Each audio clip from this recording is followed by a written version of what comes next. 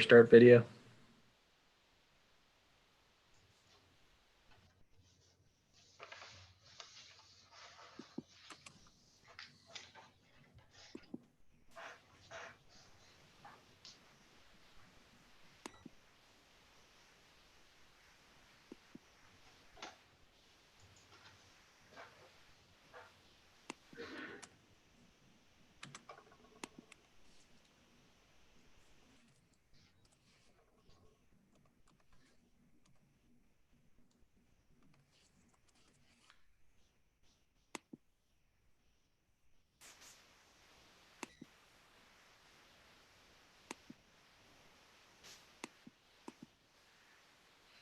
Yeah, mine doesn't seem to want to start the video.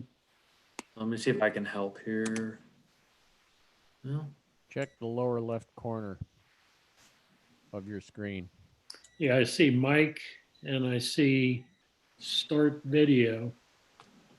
Go ahead and click on that. Yeah, but I can't get rid of the red line. Oh, well, you just have to imagine how handsome I am. I already knew. We all Bob, know. But even clicking on that start video doesn't help. No. Do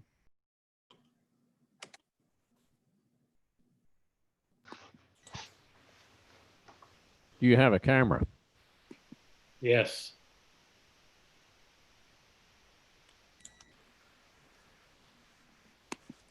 I'm out of question or out of thoughts, Eddie.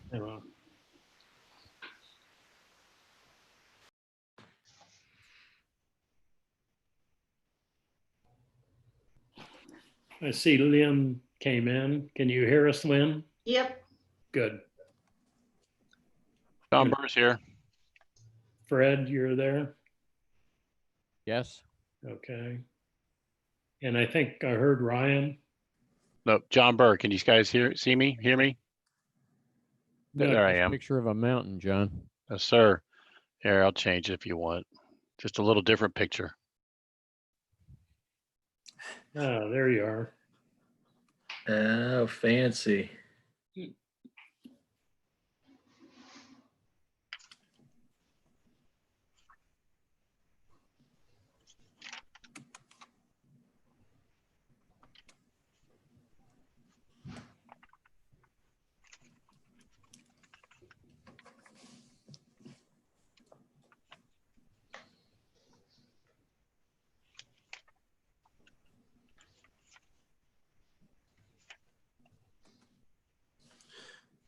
Hi, whomever is on the phone, can you identify yourself? Hi, this is Ryan Holte. Oh, you're calling in? Yeah, I'm on my computer. This particular workstation doesn't have a webcam, so I can see the presentation. You're just not going to see my face. Okay, no problem. I'll just have you rename there and you'll be good to go. All right.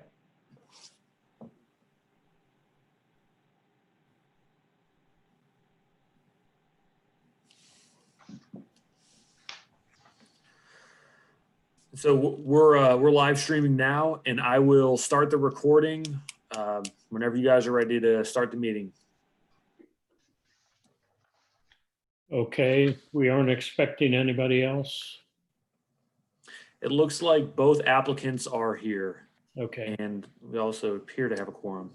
okay, good. My name is Bob Sander. I think I've met both applicants, and this will be a Board of Zoning Appeals meeting. And the first, we'd like to have a roll call on who's present. Eddie, will you do it, or is Laura there? I'll do it. Okay. Okay. Mr. Sander. Here. Mr. Holte. Here. Mr. Lemke. Mrs. Holman. Here. Mr. Gentile. Here. Mr. Hayes. Here. Mr. Burr. Here. Okay. Yep, we have a quorum. All right. Thank you. we usually start the meeting with a pledge of allegiance. If possible, if you could face an American flag. I have to turn around and, there it is. Thank you. Sure. Let us say the pledge. I pledge allegiance Allegiance to to the flag of the United States of America, and to the republic republic for which for which it it stands, stands, one one nation, nation, under God, indivisible, with and liberty to all. and justice for all. Okay. The number 4 on the agenda is consideration of nominations for chair of the Pierce Township Board of Zoning Appeals. I've been lucky to have been the chair for a couple of years, and it's time to turn it over.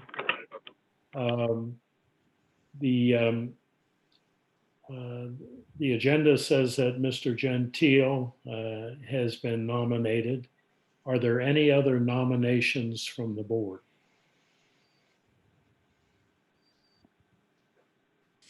Not hearing any nominations, I would entertain a motion to close the nominations for the chair position.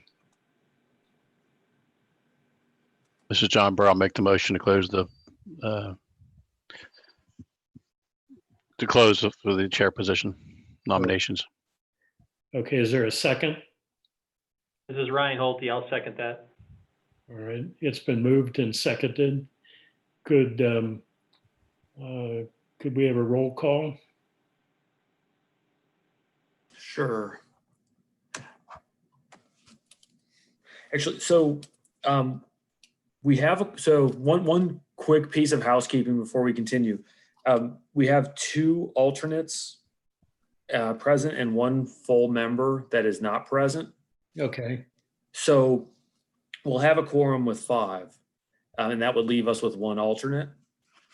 So I don't know how we want to determine as far as, I mean, generally, whomever has the longest tenured may step in unless someone has another feeling. But of course, it's up to the board to make the determination. Hey, this is John. So, hey, I'm perfectly good with it because I'm the newbie. So if you guys don't need me on, that's fine because I've actually got being pinged at work because we're in the middle of getting ready to go live on a system. So if you don't need me, I could be more than happy to bow out. But if you need me, I can stay on.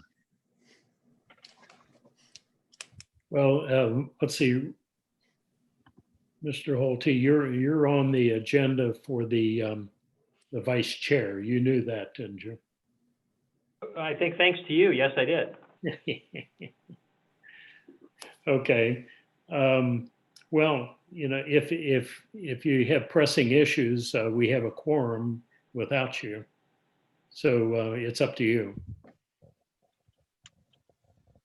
I'm sorry, are you talking to me or are you talking to John? John, Yeah. I'm sorry. It was somebody. So what was the question again? Sorry about that, Bob. yeah. Did you say you had something to do, Ryan? No, John did. I had something to do. Oh, okay. All right. This is so difficult when not everyone's around. Yeah, and I'm the youngest of the team. So if there's another alternate on that's that can do this, then I'm more than willing to turn it over to them or let Okay. them take the meeting. I think Fred is the longer tenured one. Is that correct, Eddie? I believe so. And so if Mr. Burr is, welcome to participate. It's just as far as voting and motions go, the other members will have to take the reins and then. Okay. Nope, I'm good with that. I'll listen in. Okay. And so just as, for the consideration of the nomination, you're welcome to proceed however the board wishes at this point. Well, we could go through all the motions and approvals and everything, but since there's only one nominee, I'd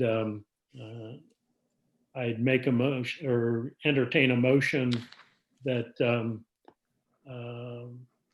Mr. Gentile be the chair for the coming year. And if we can have a vote call on that? Hey, Bob, this is Ryan. In fairness to Greg, I nominated him during the last call. I was not aware that he's got more than a decade plus of service on this committee. And so, in fairness to you, Greg, are you able to participate? I know that you're traveling more, you're spending more time in Florida. So before we lock you into this, I want to give you every opportunity to beg off. I appreciate that. Thank you, Ryan. I'd be honored to serve as chair. I've served as chair before. I look back at my records. I'm in my 9th year, so my term would be up next year. But I'd be honored to serve. I have missed probably the last year's worth of meetings due to travel. So if that's a consideration for the board, and you'd like to make a change to the nomination, I wouldn't disagree with it. But if I am in town, I definitely will make these meetings. Okay,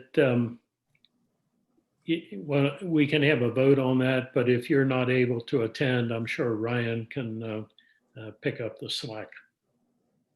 Absolutely. That's fine. Okay. All right. Let's see. Mr. Gentile has been nominated. Could we have a roll call on a vote? Sure. Mr. Holte, Yay. Mr. Lemke, Mrs. Holman, Yes. Mr. Hayes, Aye. Mr. Sander, Yes. and Mr. Gentile. Yes. Okay. Congratulations. Thank you, sir.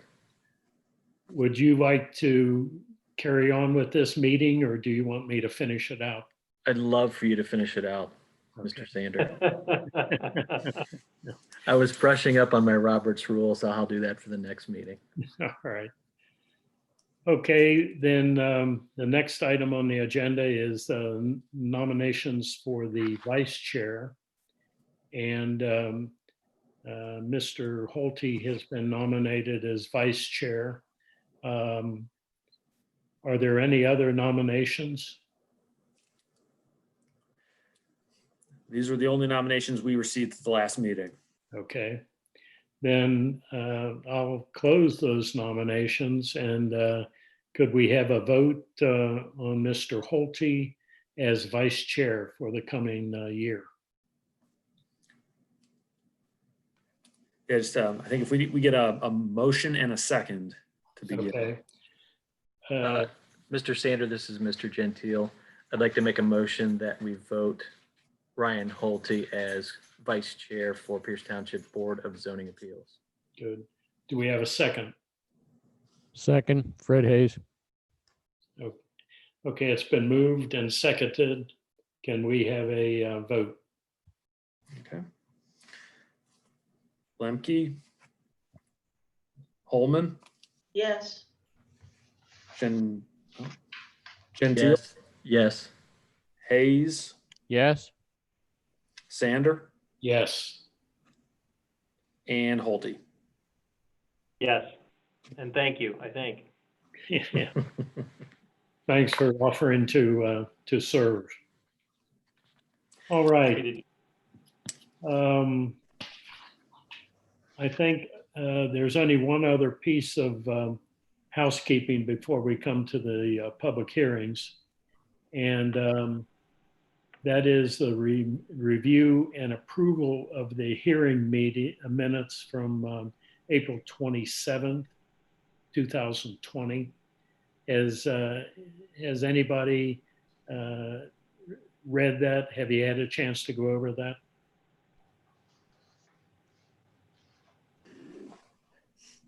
So this one might have been a little bit my fault. I noticed today, it didn't look like the minutes may have been included in the packet. So I emailed them to you late today. So you'll have them in your email if you don't have them in your packet. Okay. Sorry about that.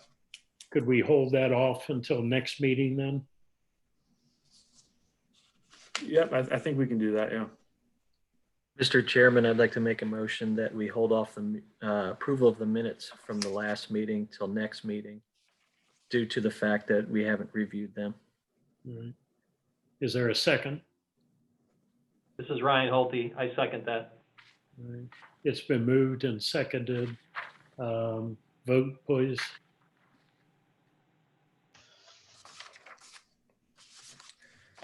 Mr. Sander, Yes. Mr. Holte, Yes. Mr. Lemke, Mrs. Holman, Yes. Mr. Gentile, Yes. and Mr. Hayes. Yes. Okay, and Eddie, could you send that out again to email? I know I was not able to open the attachment that you just sent this afternoon. That's not a problem at all. All right, good, thank you.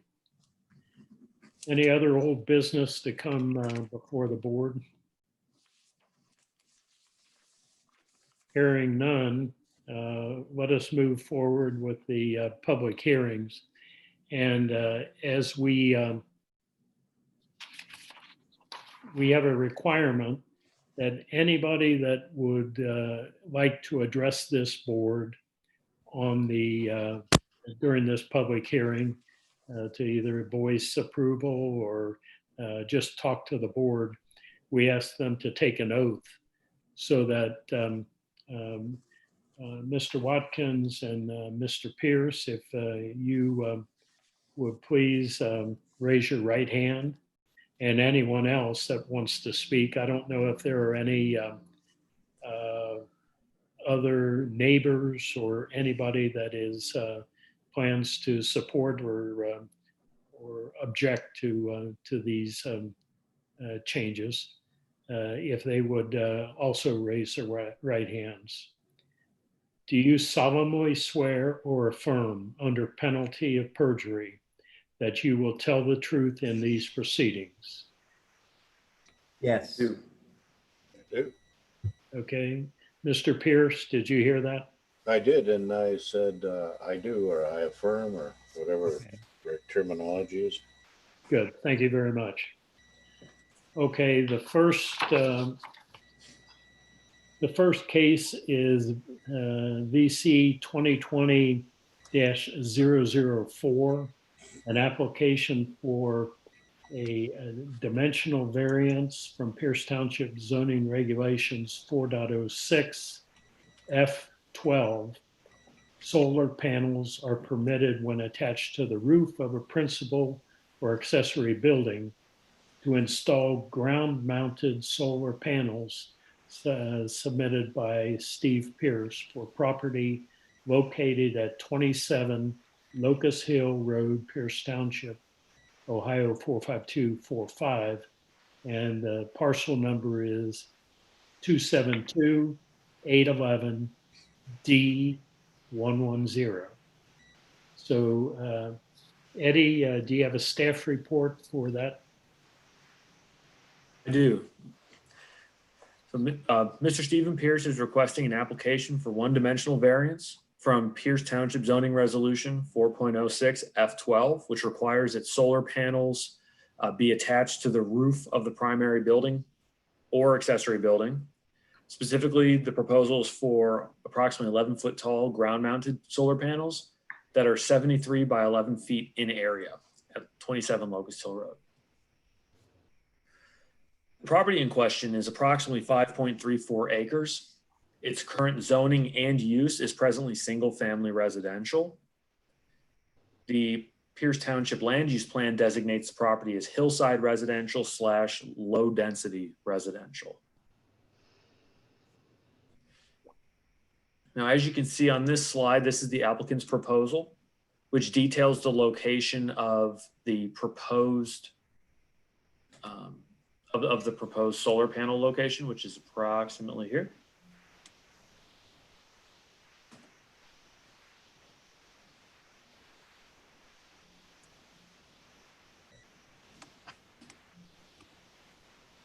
Staff reviewed the application in accordance with 3.08B2 of the zoning resolution. Essentially, the following factors shall be considered and weighted by the BZA to determine practical difficulty in making a decision on this request. Per staff's review, it appears that unique circumstances do exist as roof-mounted arrays per the applicant, who has also stated that he is an engineer, do not tilt to the degree necessary for the subject property if located on a roof. This information was corroborated by staff through external sources. Staff similarly verified the applicant's calculations regarding the ideal panel angles, which appear to be primarily only possible if located on the ground. Rooftops tend to limit the actual ability of a solar panel array to tilt and rotate, that sort of thing. The property may continue as a residential property in the absence of an approval. Thus, a reasonable return on the property is possible if you don't grant the variance. It appears that the variance is substantial and it is the minimum necessary. It doesn't appear to be egregious in the scope of the request. Character and adjoining properties do not appear to be adversely impacted. Staff contends that the placement on the ground, which is not visible from adjoining properties, is more appropriate than on the roof, which would make it more prominent. There does not appear to be any impact to government services, and it doesn't appear that the owner created the circumstances for the variance.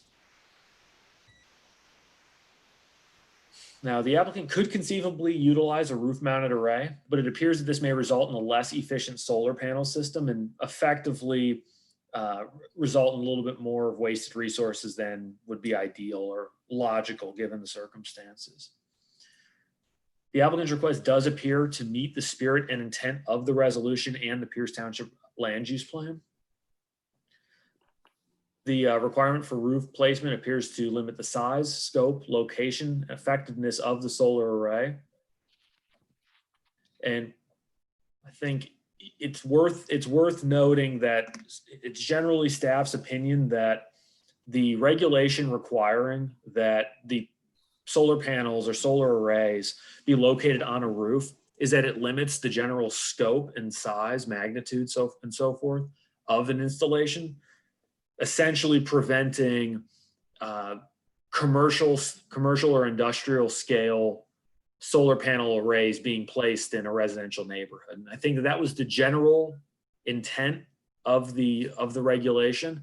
And of course, as there are with many things, there's a lot of gray area in between where sometimes, a roof may be acceptable, a roof may not be, depending on the individual circumstances. Staff also recommends it might be advisable to revisit this regulation to ensure that future solar projects are processed in a manner that ensures the community's vision of Pierce Township is advanced while accommodating what the land use plan indicates are innovative and unique technologies. Now, the applicant does not appear to be obtaining a special benefit or privilege in the event that they were to receive an affirmative approval of their variance. Staff has prepared recommended findings, numbers 1 through 7, which you are free to use in the event that you choose to rule in the affirmative of this project. Now, no single factor listed above may control, and not all factors may be applicable. Each case shall be determined on its own facts. So upon review of the foregoing, staff has determined that the literal enforcement of this resolution will result in practical difficulty in accordance with 3.08 of the zoning resolution. Staff recommends that the BZA consider conditional approval in accordance with 3.08 B2, contingent upon the applicant complying with all federal, state, and local regulations. Staff and the applicant are available if you have any questions. Hi, this is Ryan Holte. I have a question or a couple of questions for Mr. Pierce. Yes. So as I understand it, you have a 5-acre parcel there. Certainly understand the context in which you're making this request. You referenced that, as I recall in the filing, that even with the leaves down, your neighbors won't see this this array. Are your neighbors aware that you're proceeding with this, and have any of them objected to any complaints that or have any objections that you know of? Yes, they are aware, and no objections have been voiced to me anyway. Okay, and then my follow-up question is, I'm a little ignorant when it comes to solar arrays. I think in your filing you mentioned geotex fabric with some stone over it. I assume then the array is situated over that. Is there any sort of structure or wall that surrounds this 70-foot array of, or is it just sort of they're freestanding on stands or something? Or No wall. They are freestanding with the posts mounted 42 inches in holes filled with concrete. And the entire array is located on the south-facing slope below the house. So even from the residence, we won't be able to see the array. got it. Thank you, Mr. Pierce. Appreciate the answers. Eddie, I would just make a side comment. I think the request here is obviously very reasonable and appropriate, but as it relates to the suggestion in your presentation about staff perhaps updating the resolution, I think we just need to be careful. As you say, there's some gray area there. The last thing we want is people with a less suitable property deciding that their backyard can be a mini array. Mr. Pierce obviously has a very suitable property for this, but some devil in the detail there as a side note. Sounds good. Eddie, have you received any comments from interested parties about this?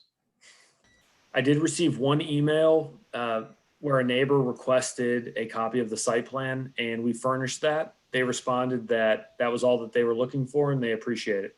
Okay. All right. Does staff have any, staff or the members of the board have any questions of Mr. Pierce? Fred Hayes here. One question, Mr. Pierce. As I recall in touring the property, the majority of your roof actually slopes toward the north. There is one part of it that slopes towards the west, but it is heavily covered by trees, and so it would be blocked. The sun power would be blocked, and so it's not fully feasible at all to mount an array on that roof. Am I correct? Yes, sir. Thank you. Any other questions or comments? Mr. Pierce, this is Greg Gentile. I'm wondering about future size requirements. Are the solar panels generally getting smaller or bigger? I think in one of your communications, you had indicated that a roof mounted couldn't run a few appliances. Is this array sufficient to run an entire household? And do you anticipate any future needs to add to it? The calculations show that it will provide 20% at most of the household's electrical needs during the winter. During the summer, it could exceed 40 and maybe even 50. It just depends on what kind of year we have the weather. This last winter, it would have been exceptional to get more than 20%. Do you anticipate a need to add to the array? Well, it would be something to consider, but cost is pretty much prohibitive. Okay. Unless there's a new state initiative for rebates, which was eliminated in, I believe, 2012, which is when I first planned on doing this. Actually, I started planning in 2006. In 2012, I attempted to take advantage of the Ohio State 50% grant for this purpose, but a new governor did away with the program before I was able to proceed. Okay. So from that time, 2012, it's been a matter of continuing to save to get this project up on the ground. And I should say that it's not a matter of saving energy, it's a matter of saving energy, not making money. Even if the panels last a warranted period, which is 20 years, I will be 91 and I will maybe break even if my property taxes aren't increased as a result of the project. Thank you. So it's a labor of love. It's something I've always wanted to do. Any other comments or questions? A question of staff. Eddie, when you say that you believe it's advisable to revisit this resolution, that is not an activity of this board, if I'm not mistaken. That is the zoning commission, and probably will be a part of the master plan that you are undertaking for the next couple of years. Is that correct? Yep, that is correct. It is not a function of this board. I didn't mean to kick a hornet's nest. My thought was just that it's worth noting that the regulation, particularly when it, as it pertains to new technology and so forth, doesn't always move as quickly as the technology itself. And it can leave us in a position that is less than specific or less than helpful.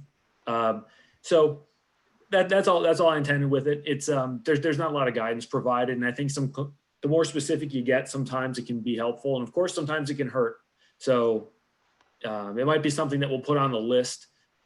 We keep a running list of things to take a look at and just see if we're happy with it as a community, and so forth, moving forward.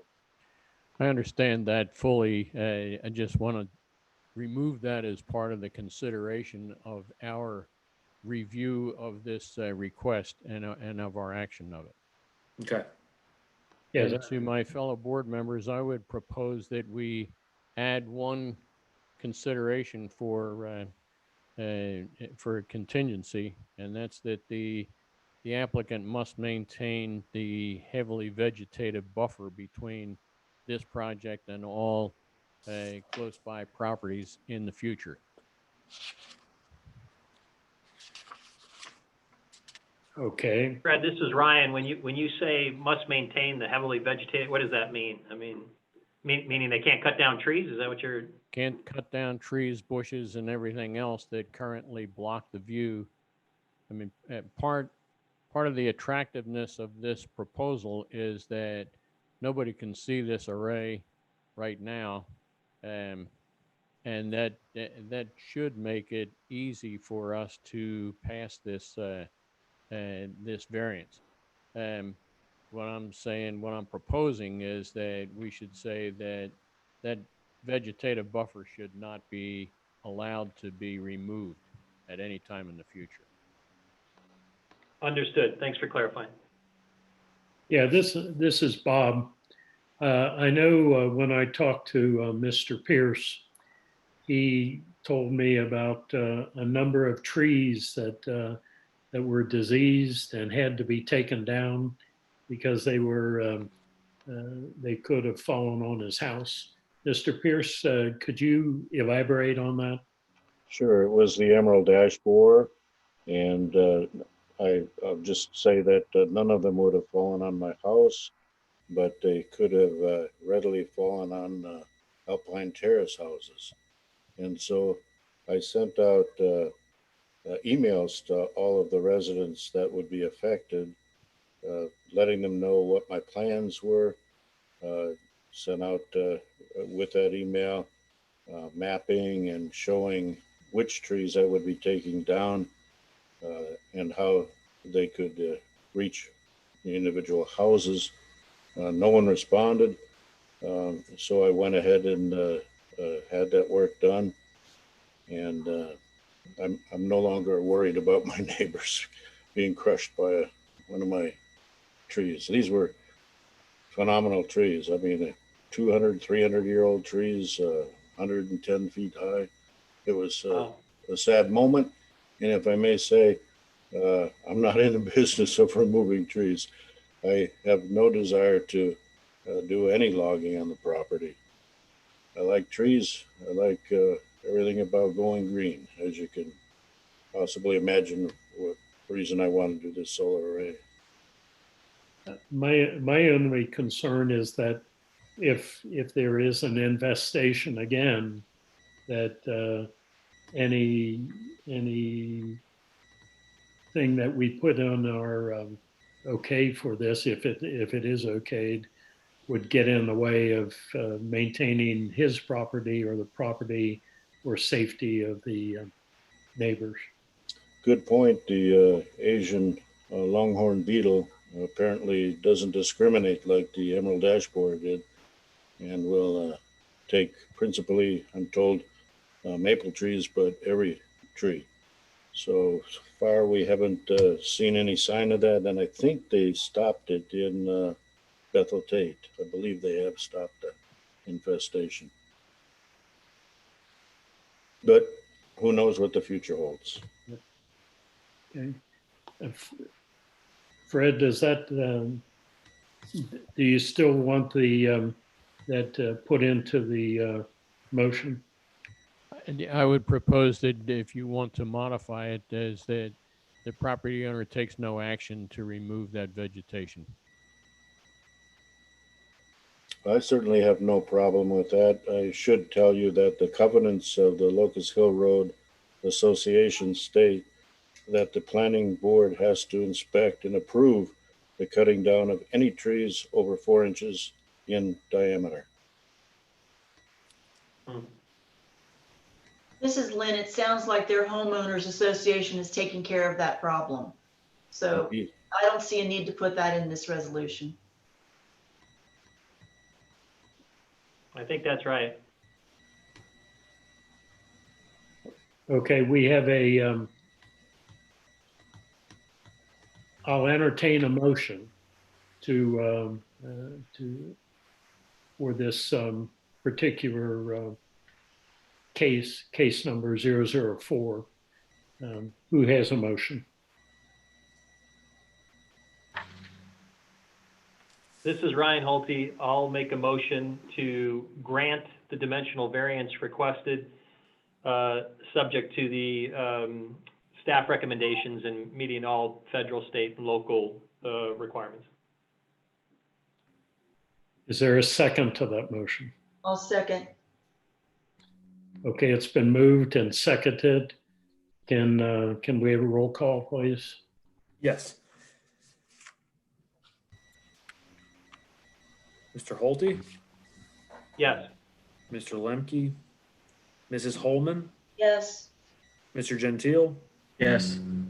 Mr. Hayes, Yes. and Mr. Sander. Yes. Motion passes.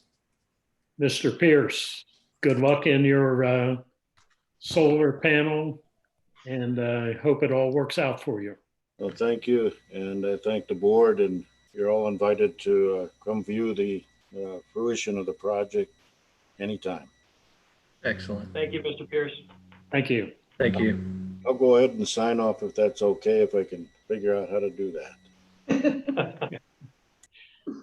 Sure, that's fine.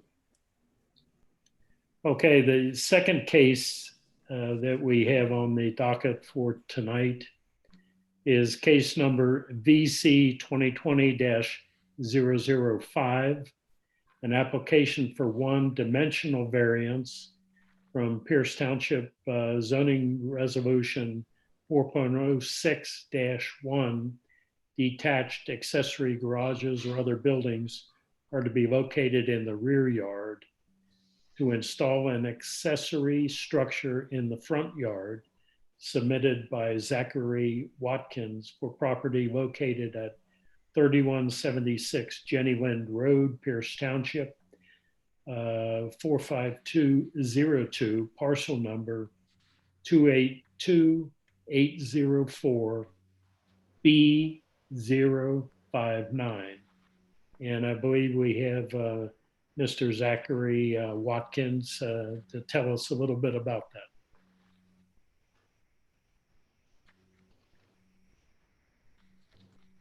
that. He's muted. Oh, yeah. Yeah. All There right. we go. Got it. The zip code is 45102, actually. And Yeah, 45102. it's just, we want to build a 3-car garage. Pretty much the only place we can, just because I've got 3 boys and they're all going to be driving soon, and we want to keep the cars under the elements. So it's it's going to be a nice garage and everything. And that's pretty much it.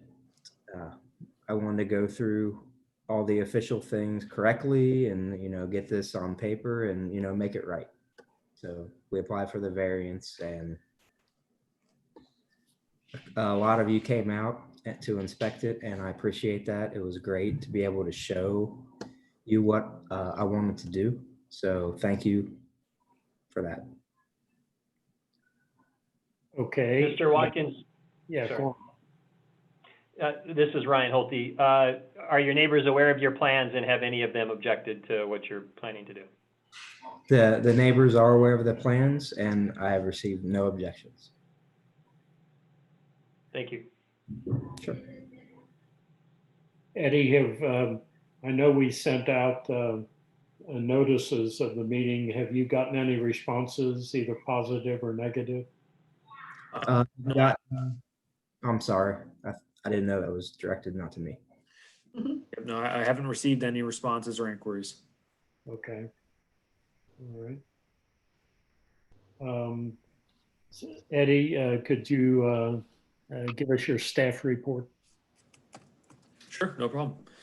So Mr. Watkins is requesting an application for one-dimensional variance from 4.06-1, which requires that detached accessory garages and other buildings be located in the rear yard. The proposal in question is a 972 square foot accessory garage proposed for the front yard. Property in question is 5.67 acres. It's presently used as a single family residence. The zoning is transitional residential, and the land use is also transitional residential. The blue arrow details the proposed location. As you can see, it is located roughly between the existing residence and Jenny Lind Road. This map details a bit of the topography, which we can reference back later if it becomes a relevant discussion point, but there is significant topography to the on site. There's a bit of a drop off the further south you go on the property. Staff reviewed the proposal in accordance with 3.08B2. There appear to be unique circumstances on the property. Specifically, there's a significant amount of slope to the south and a septic field to the rear. According to GIS data, staff notes a small stream that appears to traverse the property directly to the rear of the dwelling. It's advisable to minimize impact on this waterway if at all possible. Denial of a variance would not reduce a reasonable return on this property. It would continue as a single family residence. The variance is substantial and does appear to be the minimum necessary. Character and the general impact of the neighborhood is fairly benign. Due to the presence of the existing driveway, it is logical that the detached garage be placed in the proposed location. Furthermore, adjoining properties are not adversely affected. No effect appears to be present on governmental delivery of services, and does not appear that the owner created the circumstances for the variance either. Now, the applicant could conceivably employ an engineer to attempt placement to the south of the dwelling. However, this method may very well be considered excessive and unnecessary. The applicant's request appears to meet the spirit and intent of the resolution, and the applicant does not appear to be obtaining a special benefit not present on other neighboring properties. Staff has provided recommended findings, numbers 1 through 7, to determine practical difficulty should you decide to approve the variance. Staff's recommendation is that the literal enforcement of this resolution will result in practical difficulty in accordance with 3.08 of the zoning resolution. Staff recommends that the Board of Zoning Appeals consider approval of the application in accordance with 3.08B2, contingent upon the applicant complying with all federal, state, and local regulations.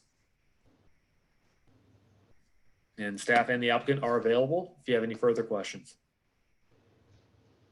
Any comments from the board? A question of Eddie. Eddie, you did not speak at all or address the setback requirements from the side yard setback to the adjacent property and also to Jenny Lind. So let's see. Yeah, so actually, I can help answer that question here.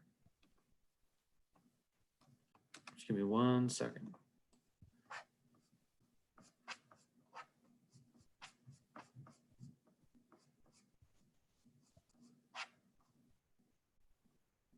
Mr. Watkins, while we're waiting, this is Ryan Holte. So the driveway that I saw in the topography there, the entrance to your garage doors effectively will be aligned with the edge of that driveway that I assume now is just sort of an open lot that you turn around in and park out in the open. Is that right? Yeah, it's a blacktop lot, and yeah, it's Blacktop. adjacent. Yes. To answer your question, the proposal, it would be required to be set back at least 25 feet from Jenny Lind, which they appear to meet. The side yard setback in the TR district is 5 feet, which they also appear to be compliant with. Okay, thank you. Is it permissible to have another curb cut from Jenny Lind into this garage? Now that would go through the Claremont County Engineer's office. Based on my professional experience, it would be very unlikely that they would approve another curb cut. Given that there's an existing curb cut, I can't definitively say that for sure. But what I can say is that there is definitely some topographical issues from Jenny Lind up to the garage. So as far as areas that are kind of run perpendicular there, it would be a pretty significant feat of engineering there, I would say, to try and install one. But having said that, I don't believe that Mr. Watkins has any intention of installing another driveway location, but he of course can speak to that more specifically. In fact, we did try to make the driveway the north side of the house, because it is the front, because we spun the house around when we built it to make the deck look off the hillside. And it's just along Jenny Lind, if I'm standing in my yard looking at the road, I can't even see cars go by because the slope is so high. It's like a 10-foot cliff, basically. But yeah, we did attempt that when we built the home, and it was just not feasible. Thank you. Thank you. This is Bob Sander. The only comment I would make is when I visited his property yesterday, I felt a need to have him guide me when I backed up my vehicle to make sure I didn't hit his vehicle or anything else on my way out. So it appears as though he's done his homework as where he wants to put this structure. Okay, any other comments? In terms of the impact on the neighborhood, Eddie, I think I noticed that there are at least 2 other non-conforming garages located in the front yard, slightly north on Jenny Lind Road. So this is not a material impact on the overall effect of the neighborhood. Is that correct? Yeah. As far as the specific references to other driveways, I can't really speak to that too clearly. I do trust your judgment on that, and I'm sure that you're 100% correct. But as far as adverse impacts to the joiners, I do not believe that there is a potential impact.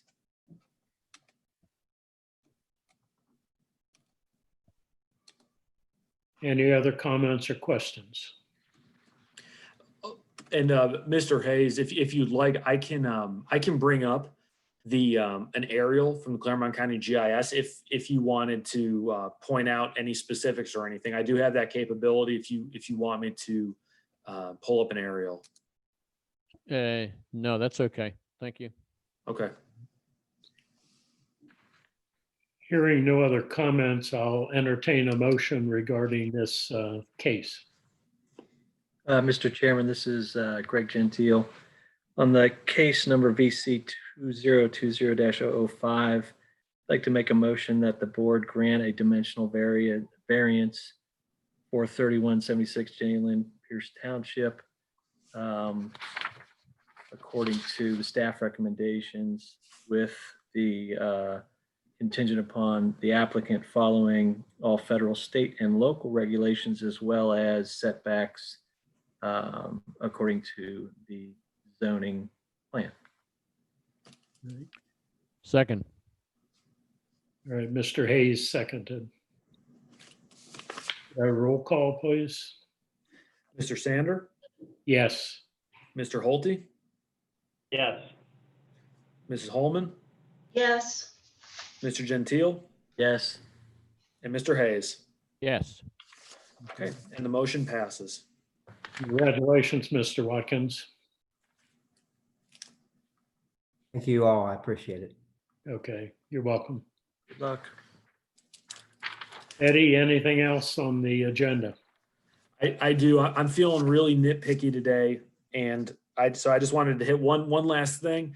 For the item 4, where Mr. Gentile was approved for his nomination, I have the first as Mr. Holte. I don't have a second in my notes. So if we can just clarify that for the official record. A second for Mr. Holte. Yes, for the motion, a first and a second. It did pass unanimously, so I don't think there's any question about that. I just wanted to make sure we had the minutes. I thought it was Mr. Sander. Okay, Is that the way you remember it, Bob? That's fine. okay. Thank you very much. Okay. Anything else, Eddie? No, sir, I do not. Okay. Mr. Chairman, this is Greg Gentile. I'd like to make a motion to adjourn. Is there a second? This is Ryan. I'll second. Been moved and seconded. We are adjourned. Thank you very much. Thank you. Thanks all. Thank you. Good night. Safe. Thanks, everybody. Thanks, Eddie. Thank you. All right.